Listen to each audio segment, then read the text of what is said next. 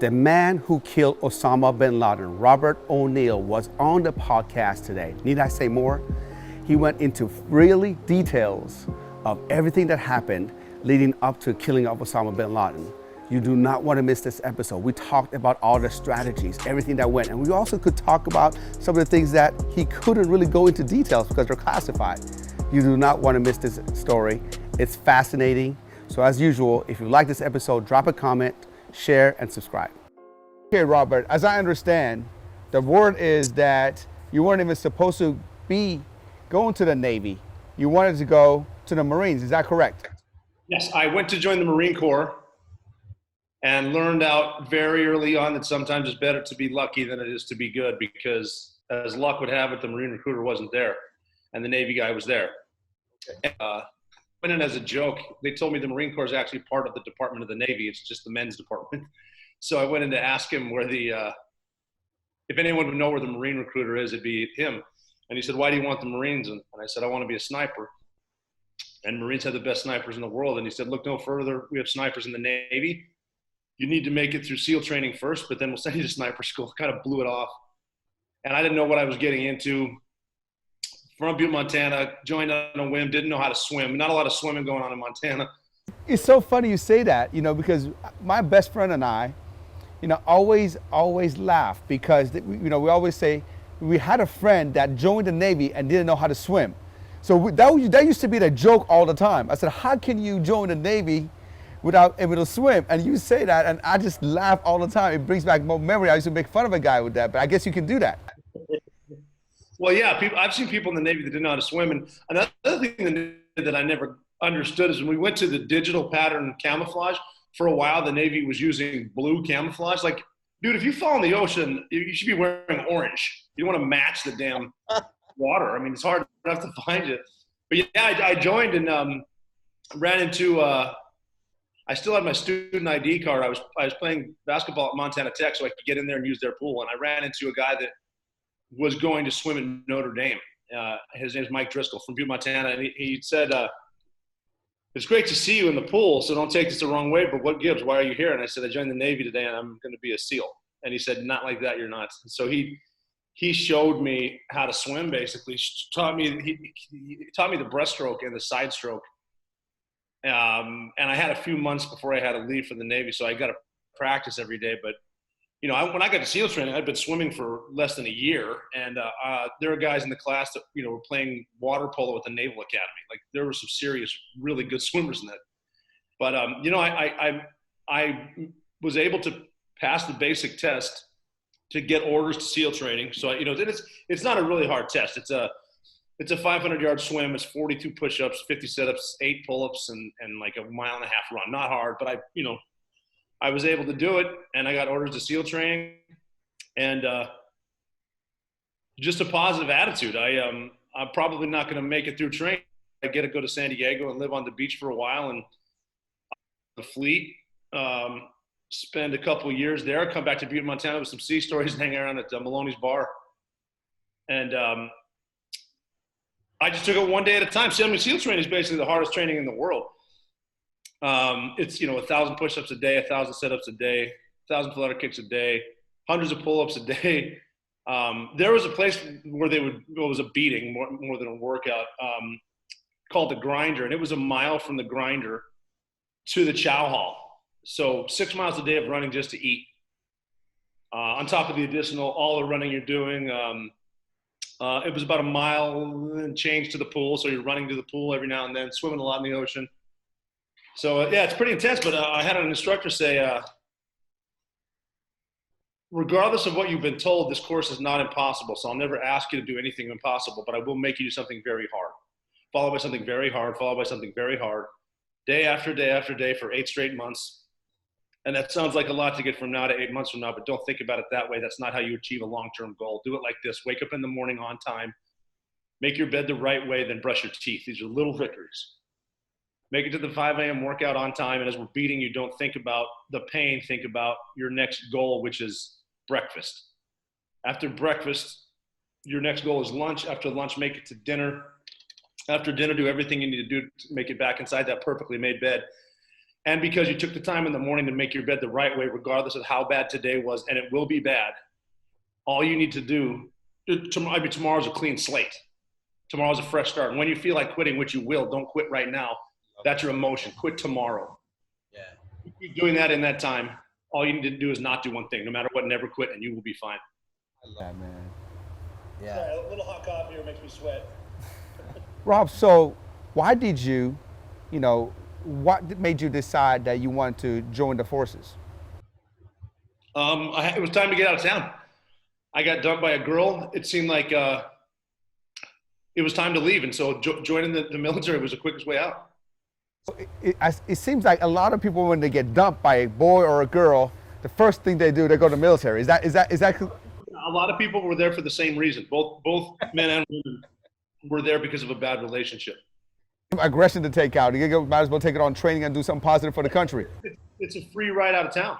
You get to leave and go on an adventure. And you learn everything. I learned a lot of stuff in the military, just like how to ask questions, the right way, a positive attitude that doesn't matter what you look like or where you're from. I don't know. People are pretty much the same. I don't know if you're tripping on this, but I'm thinking right now, I'm going back, I'm already connecting the dots, right? If he didn't get dumped by a girl, he wouldn't have gone to military. If the recruiter was there, he would have probably went to Marines and not Navy. If all of these things didn't happen, he wouldn't become the man who killed Osama Bin Laden, the man who killed the most notorious terrorist of our time. That is, life is crazy, bro. Well, it's hard work. It's right place, right time.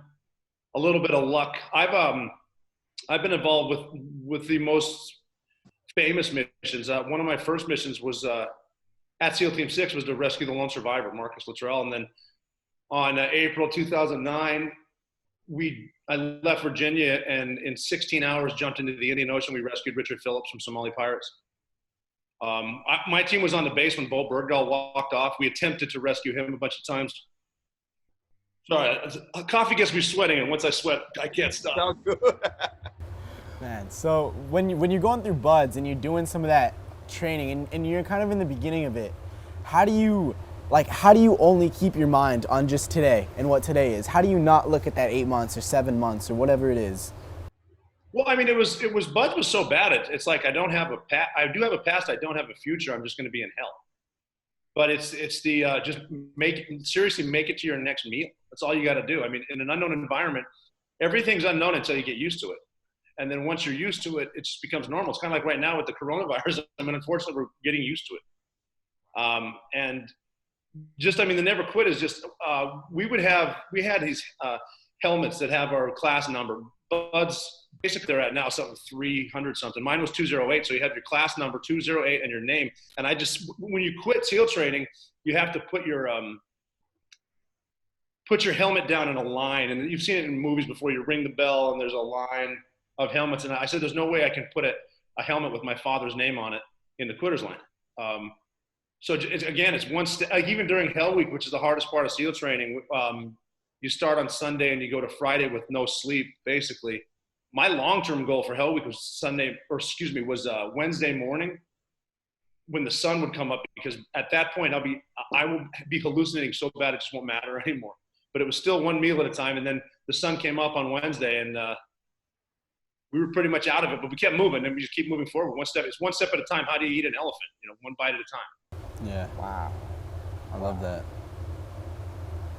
So can you talk about when you found out you were going on the mission for Osama Bin Laden? Tell me everything that happened in sequence for you to finding out, the deployment, the training and everything that you need to do to carry out that mission. Sorry, we're freezing up again. What was your question? Tell me when you first find out about the mission to kill Osama Bin Laden. Everything that from hearing about it to training about it, and and going about that whole mission. We had just finished a combat deployment to Afghanistan, and it might have been number 11 or 12. I don't remember for me.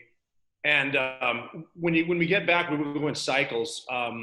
Training, you would train for a few months. You would be on what we call standby for a few months for missions like Captain Phillips, and then go to Afghanistan or Iraq for a few months. So we were back training in the United States. I was in Miami on a dive trip. And we had guys around in Nevada on a climbing trip, just working on new tactics or whatever. And they called about 28 of us back, the senior guys, and they took us in a room and said, this is not a drill. This is real. We found a thing, and this thing is in a house, and the house is in a bowl in these mountains in a country, and you're going to go get this thing, and you're going to bring it back to us and show us. And yeah, we're like, okay, what's the thing? Well, we can't tell you. Okay. Where's it at? We can't tell you. How are we getting there? Can't tell you. How much air support do we have? And they said none. We're like, okay, that's an answer at least. And we started to put it together. We thought maybe it was Gaddafi, because the Arab Spring, the uprising in Tunisia spread into Egypt and then into Libya. And obviously he was the dictator of Libya. We assumed because of the unrest, maybe we were flying in like one of those Osprey helicopter plane things off a flat top in the Mediterranean into Libya. But we weren't allowed to take any of our radio guys from the Air Force, any of our PJs, medics from the Air Force. It was all, whatever you know, bring your shit. And we were getting our gear set together, deciding who's carrying what. And on Friday they said, well, go home, be with your family, and then come back Sunday. We're going to drive you somewhere and we'll tell you what's going on. Is that like the secret code? Go home, be with your family. Like, is that like the secret code? Hey, you might not see your family. Yeah, we're going to be training for something, and we might not see them again. Yeah. So we went home, we came back on Sunday, and we drove down there, and they put us in a room again. And this time they had security on the room, and we met the team, especially the famous woman that was portrayed as Maya in Zero Dark 30. And she said, the reason you guys are here is this is as close as we've ever been to Osama Bin Laden. Wow. And kind of look around the room, and it was really cool because everyone was a professional. There's no high fives or any of that stuff. It was all right, we going now? Let's go. Because we don't need to train for it. We don't need to prepare for that. We're ready. We've been in combat since it started. And we were to the point of inventing tactics based on the enemy used. So we were ready to go, but they wanted to train us. They just so they could not, so we would get better, so they could see us in action. Because that's a big call for any administration to make. You're going into a country we're not at war with. You can get somebody. And we trained, and even President Obama was in charge then, and he said, I was never 100% sure Bin Laden was there, but I was 100% sure you guys could go in, figure it out, and get back alive. And I thought we were going to die when, I felt better when they showed us the helicopters. That was kind of neat. I was like, wow, someone's smart. But we didn't know the technology really worked. We can get shot down on the way in. We can, there's going to be a gunfight as soon as we get And there. what technology are you talking about, Rob? What technology are you talking about? Helicopters. So tell me about the helicopters, man, because I can't really get into them too much. They just they had some stealth technology. That's kind of touching a gray area that I'm not supposed to get into. But Got you. Okay, got you. I mean, they were awesome. I I thought know some things are classified, man, but for me, I'm like, wait a second, the technology. I'm like, I want to know about this. I love toys and stuff, man. So it was just cool to know. I'm really glad that we're on our side. Yeah. Because I think that was one of those things where the president was told what's going on, and he's got to make a decision. And I think one of the higher ups in the Air Force said, well, there's one other option that we can use that you probably don't even know about. And it was these things. And so we trained with those. We trained with conventional helicopters for a week, and then with those ones for a little while longer. And then they decided to forward deploy us, which means they're going to send us over to Afghanistan and wait for the green light, because there's still an option of bombing the hell out of the place. Still an option of a precision strike when he's in the yard. Both of those weren't very good, because if they, I think the option was over 20 2,000-pound bombs or something. Like, you're never going to know that he's dead, because you're never going to find anything, and you're going to kill the neighbors. And so we just went over to Jalalabad, and they came in, and they told us Friday night that we were green light. We're going to go. And we had 2 24-hour periods of 0% illumination from the moon, which we wanted.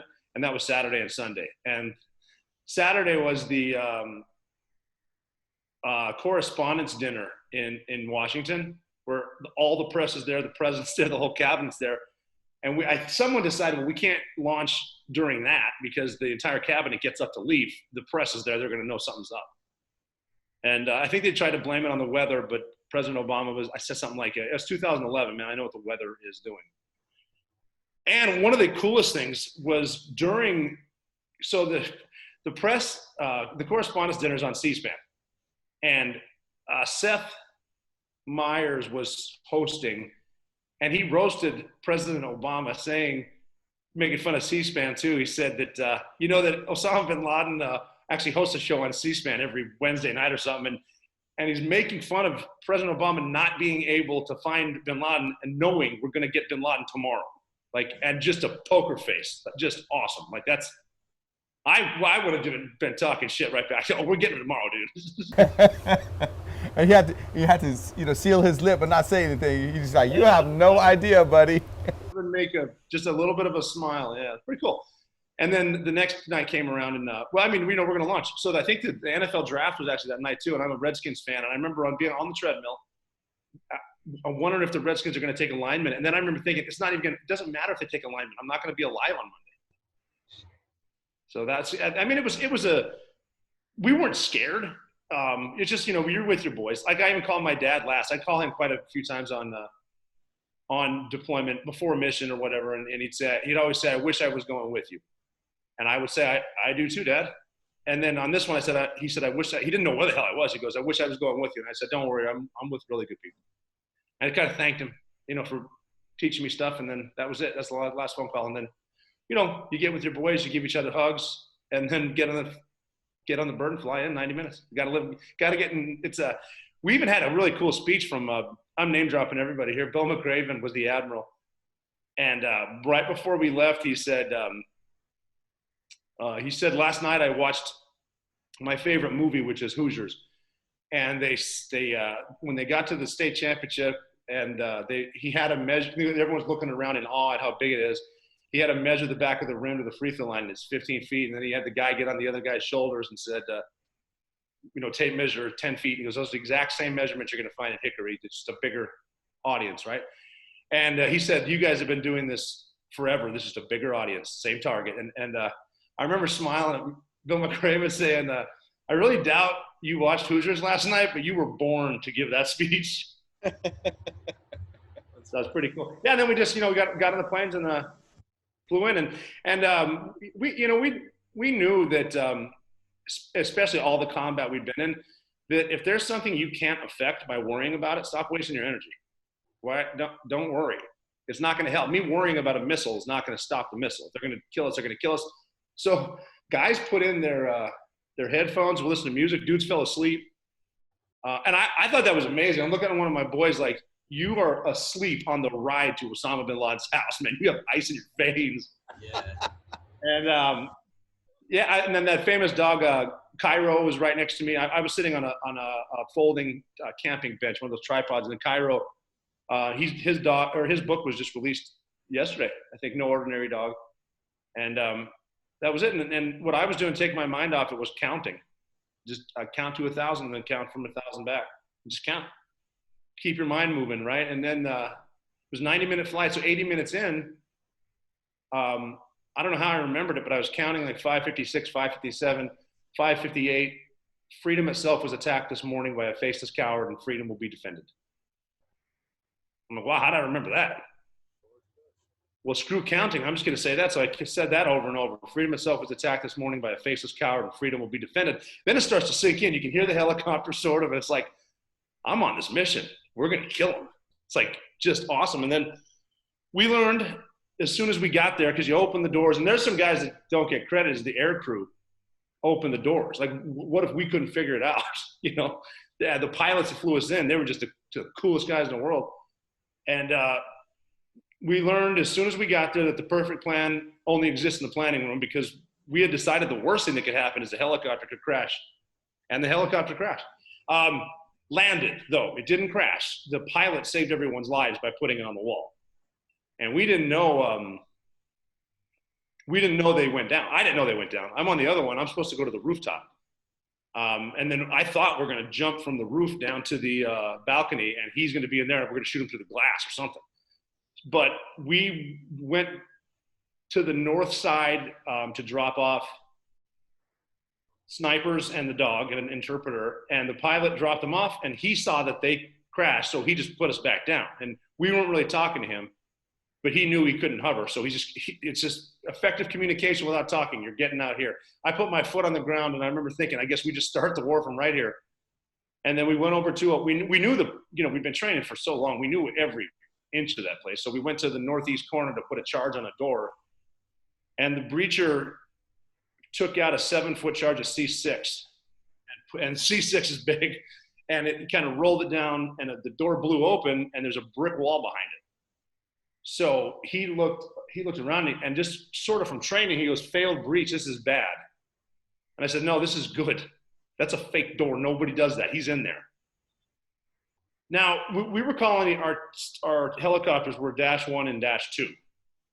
And what they said, the other helicopters said, that we still didn't know they crashed. We thought they were saying Dash 1 going around, Dash 1 going around, meaning they're going to do another loop because they're taking fire or something.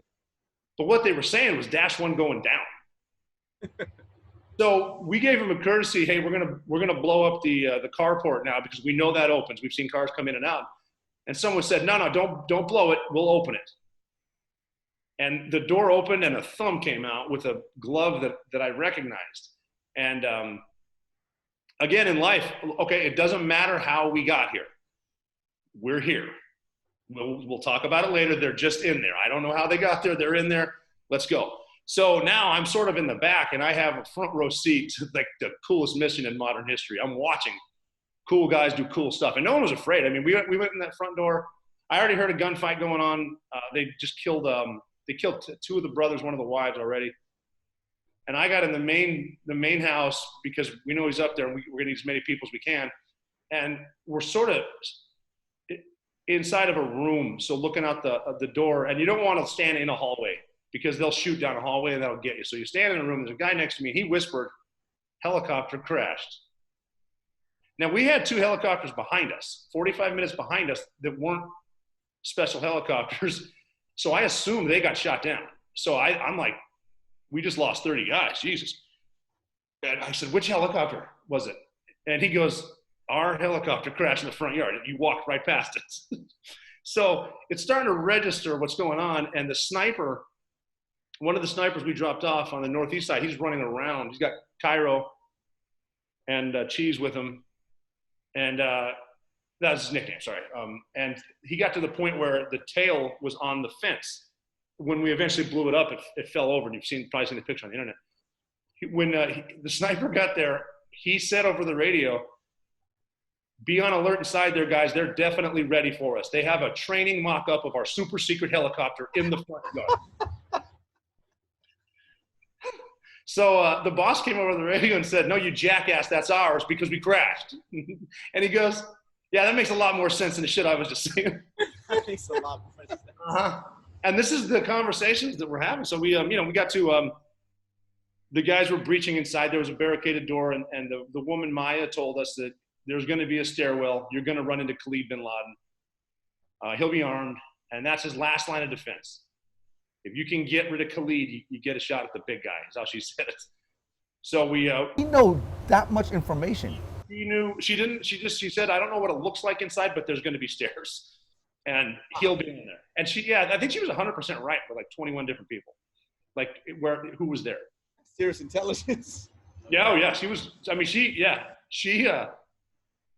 was good, and we ran again tonight, man. I'm gonna watch. Oh, it's great, yeah. Great movie. Good movie. I'll tell you the ending why it wasn't great. Yeah, then we got up to the top, ran into Khalid, the point man killed him, and then there's everyone in front of me split right and left. I got one guy in front of me, I have my hand on his shoulder, and he's looking up the last set of stairs with a curtain, and there's people moving behind the curtain. Now I'm the number 2 man, my job's to give him a squeeze when we're ready, but we got nobody. And he's talking to me, "Hey, we gotta go. We gotta get up these stairs." And he said something that convinced me, and I squeezed him. And it wasn't bravery by any means on my part. It was, let's get this over with. He's gonna blow up. This is it. So we went up the stairs. He moved the curtain. He jumped on people that he thought were suicide bombers. So he gave his life for the guy behind him, right? He thought he was going to blow up. I mean, he would save the blast. But anyway, he went this way. I went this way. There's Osama Bin Laden standing there. Recognized his nose. He's not surrendering. He's a threat. He's got his arms on his wife. He's pushing her toward me. So I shot him in the face, like this close, twice, and then once more on the ground, and then moved the wife to the bed. You can sort of just tell who's a threat. She's not a threat. I moved her to the bed. Moved another family member over there, and then other Navy SEALs are now coming in the room doing their thing. We're getting the pictures and all that stuff. And then I'm standing there, it kind of sunk in, and one of my boys comes up to me and goes, "Hey, you good?" I said, "What do we do now?" Yeah, And he said, "No, now we find the computers. We do this every night, hundreds of times, man." I was like, "Yeah, you're right. I'm back. Holy shit." And he goes, "Yeah, you just killed Osama Bin Laden. Your life just changed. Let's get to work." Wow. That's it, you know? And then we got our stuff together. We blew up the helicopter. One other helicopter came in to get us. We split up, and then we flew back. And then it's starting to sink in. I'm on a mission that I'm not supposed to live on, but if we can live for 90 more minutes, we can live for 50 more years.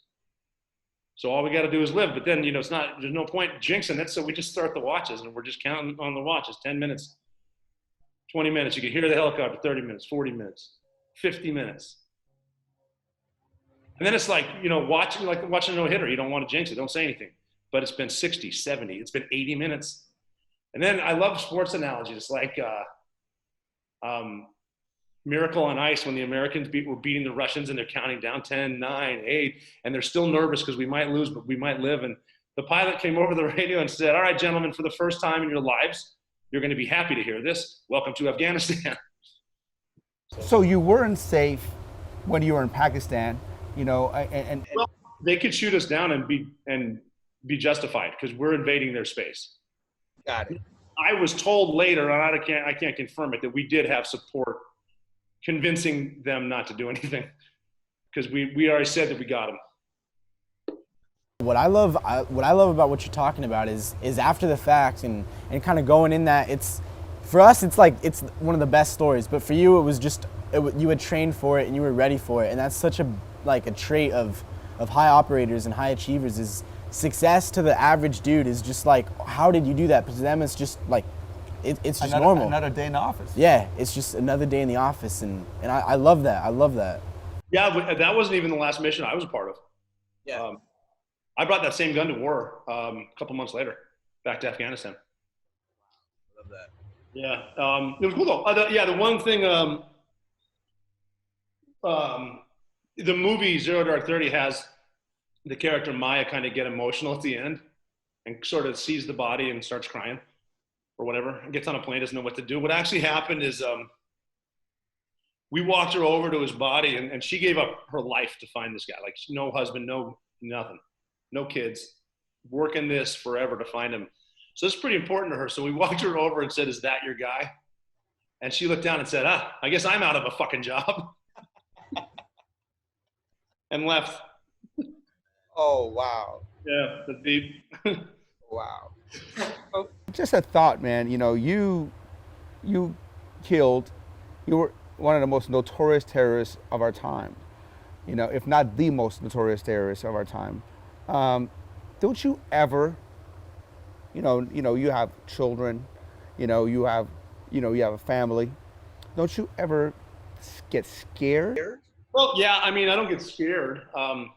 You got to be prepared, and I know how to defend myself, and I know how to use security stuff, and we have measures in place. It sucks because it sucks, but even after I shot him, I was like, "Is this the best thing I've ever done, or the worst thing I've ever done?" You're right. I mean, but it had to be done, and it was just in the moment. My guy went straight, I went right. Now I'm curious. Afterwards, how was it coming public with kind of what happened? Because how much of it? The word started to spread right away because so we have Navy SEALs in Virginia and in San Diego for the most part. That's where our SEALs are. And when people found out, they found out right away. And the first question everyone asked, "Who got him?" And then the answer is, "Well, don't tell anybody, but." And so by the time we got back, because we flew to Virginia that night, I think. By the time we got back, everybody knew. And there were people from the White House calling Virginia, and they would say, the way they put it was, it was your boy. It was O'Neill. And then it spread. So we got word up in New York, D.C., San Diego, and then it's spreading. And that sucks too, because everyone assumes it's me doing it, which I wasn't. It's weird. It's a weird environment at that point. And that's when I decided I was going to probably get out of the Navy. My end of obligated service was January of 2012.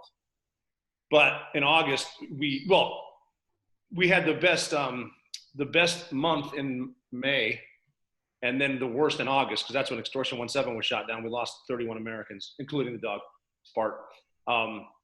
So we went from planning missions to planning funerals. It was a rough time. So once I got out, I extended. I extended to go back to war, like I mentioned, with a different squadron. That mindset was, I'm not cashing in on this. I'm going back to war. I came to this place through the front door, and I want to leave through the front door.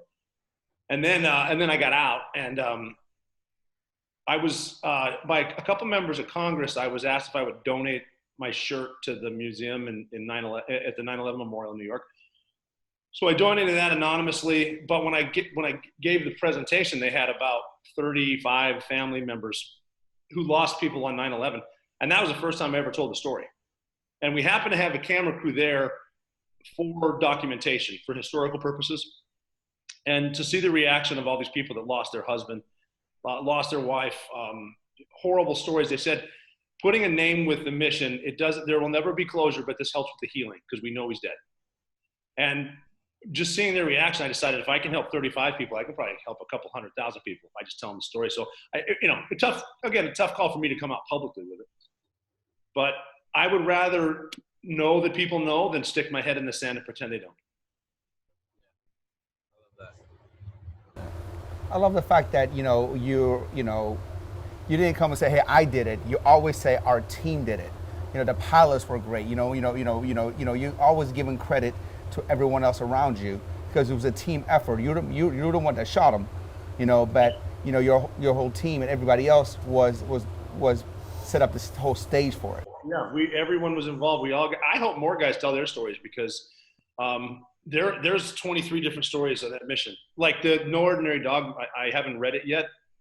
I haven't read all of it yet, but I want to go through exactly what Cairo and Will did outside the thing because they're dealing with people out there, and there's the guys that went to the other building and shot it out through the doorway with one of the couriers and the pilots. Man, I would love to hear from them because they're the pros. Like I always tell people, I'm just smart enough to carry a gun and a sledgehammer and get in your helicopter. You're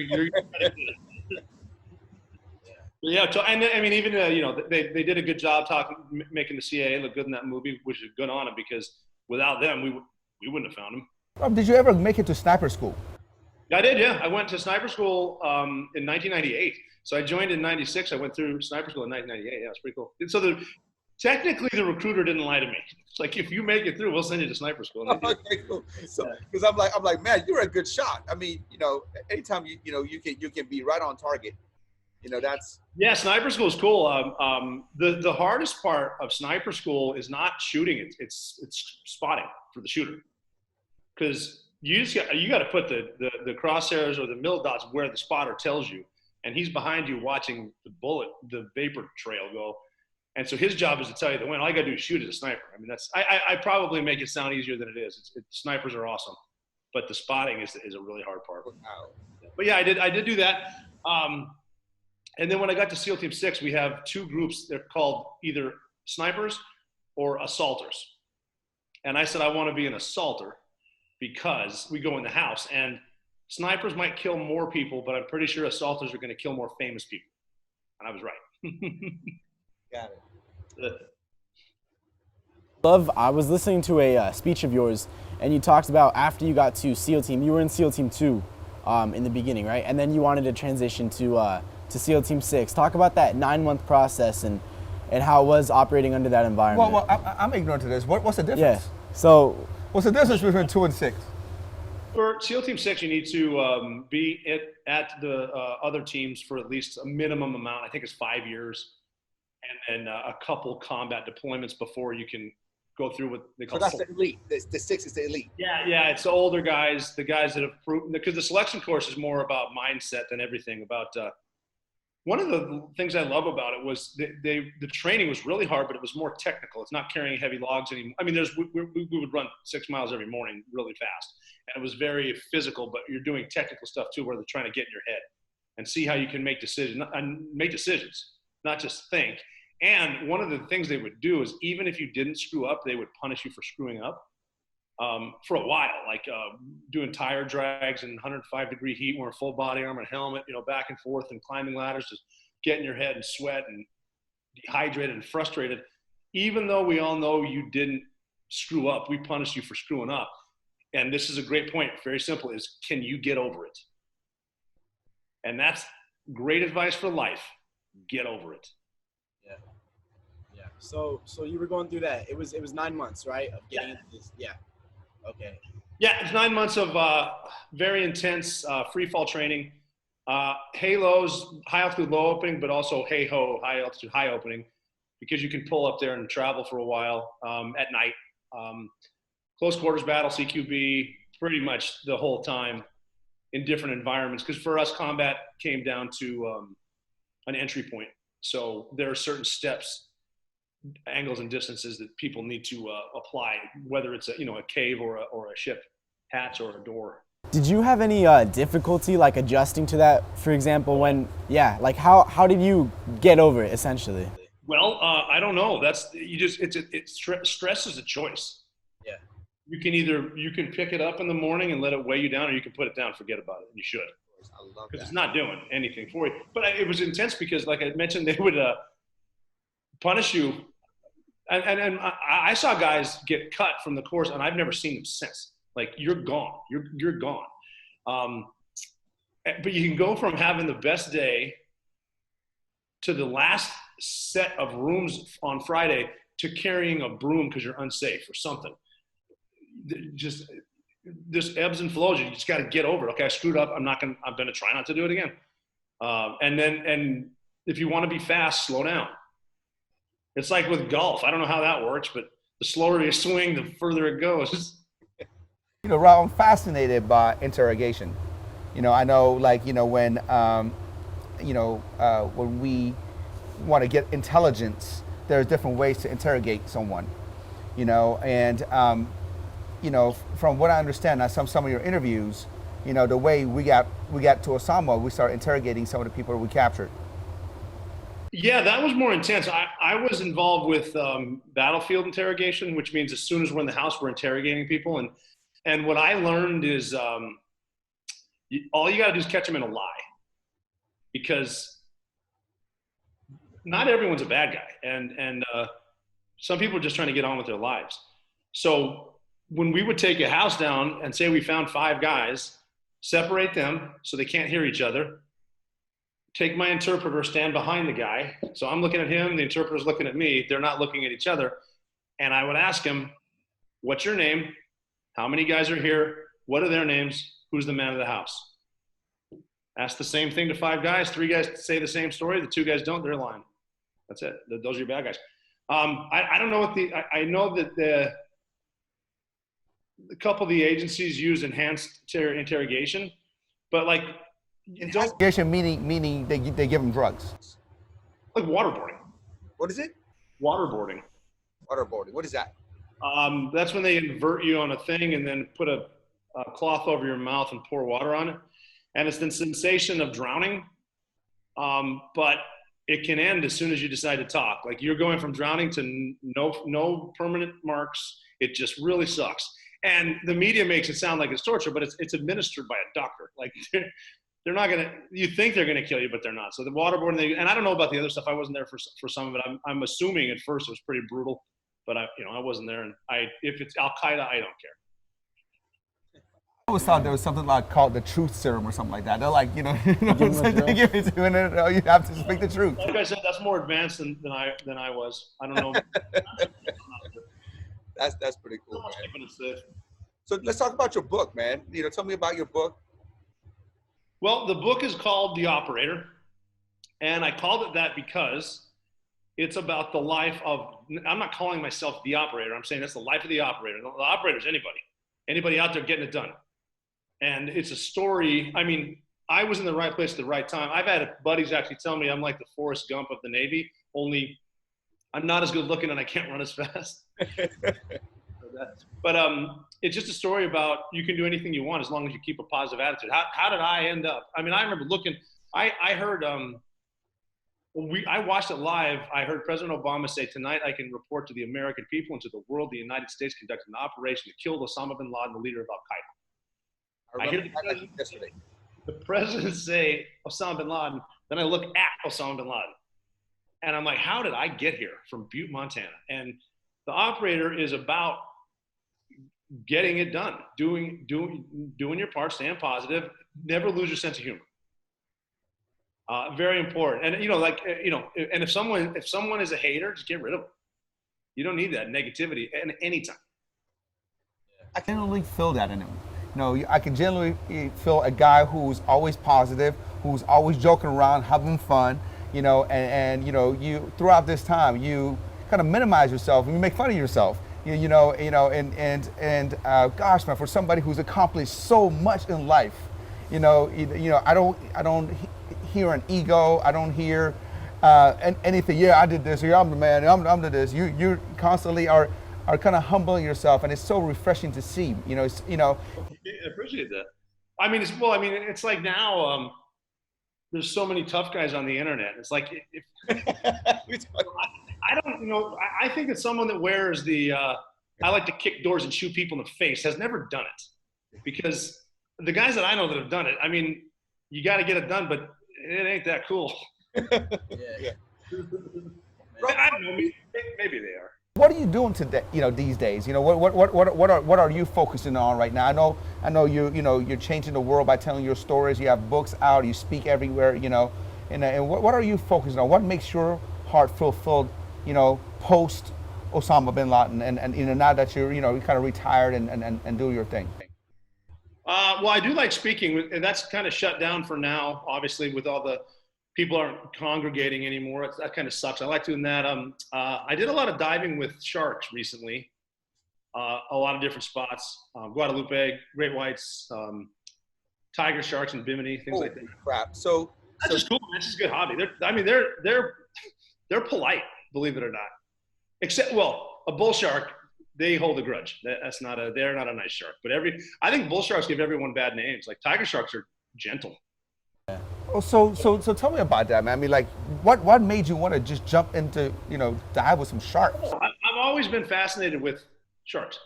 I don't know why. As a kid, even my stupid science projects would be about great whites. And I think just being in SEAL training, knowing we're in the water every single day off Southern California, and from Island Guadalupe up to Oregon is a great white superhighway, and no one's ever been attacked. And there's got to be a reason. So I wanted to check them out. I mean, because the majority of people that get in the ocean, you're thinking about sharks at some point. Yeah, me too.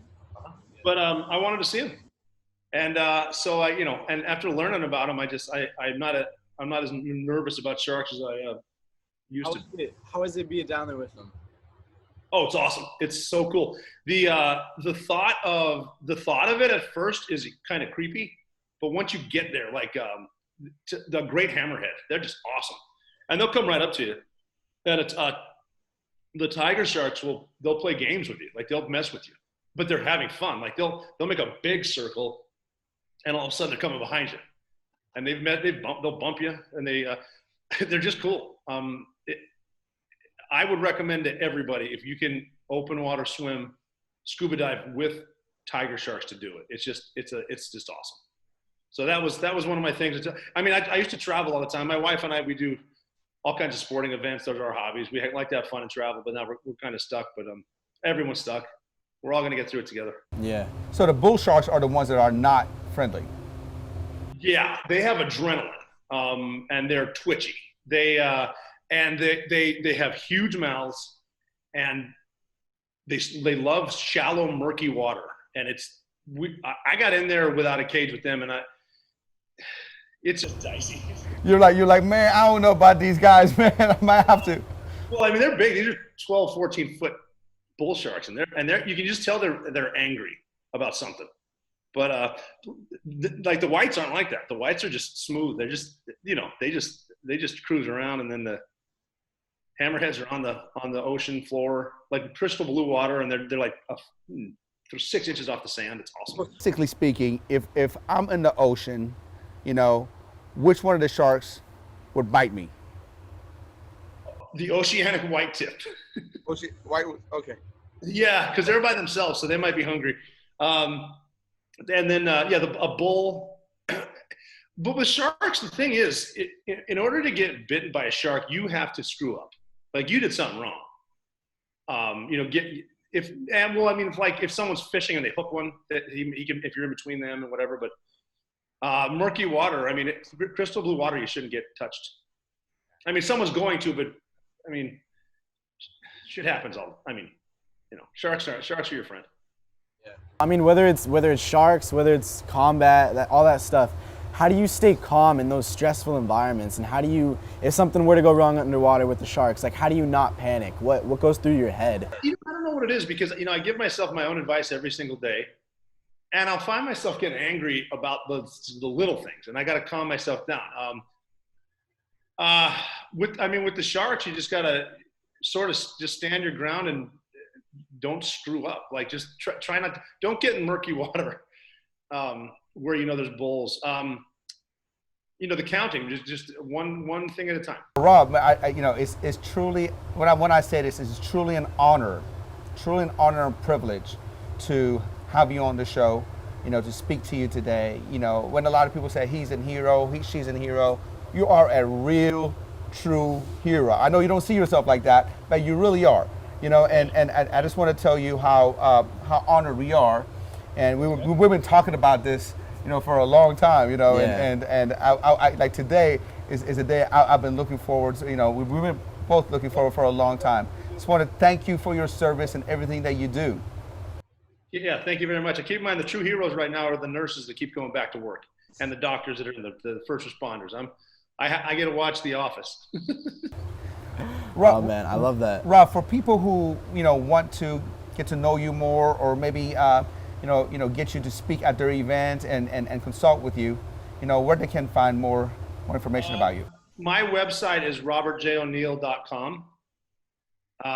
2 L's, EILL. So I don't know why people spell it differently. And in there we have, I have a foundation that transitions veterans to the private sector. It used to be called Your Grateful Nation, now Special Operators Transition Foundation.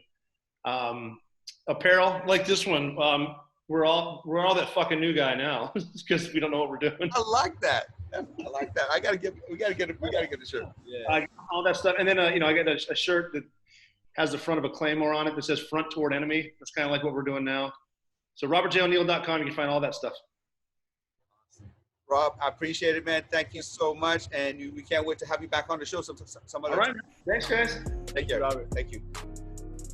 Hey guys, if you liked today's episode, do me a huge favor. Go and leave a comment below, subscribe to the channel, leave me a review, and tag a few friends that you think can benefit from what we shared today.